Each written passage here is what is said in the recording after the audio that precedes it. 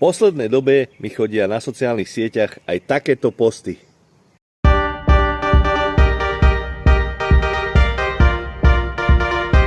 Akože toto vážne? On je iba jeden? Jeden jediný? Alebo trojjediný? Nejaký iný bojovník proti korupcii na Slovensku neexistuje, iba Iggy? Akože toto je... To už kvalitne závaňa s propagandou.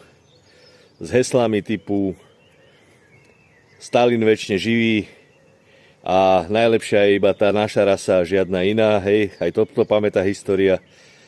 A podobné žvásty, ako toto je budovanie kultu osobnosti ako vyšité.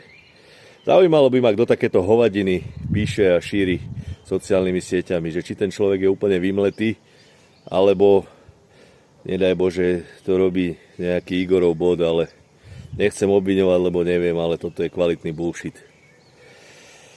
Takže niekedy menej je viac. Ahojte.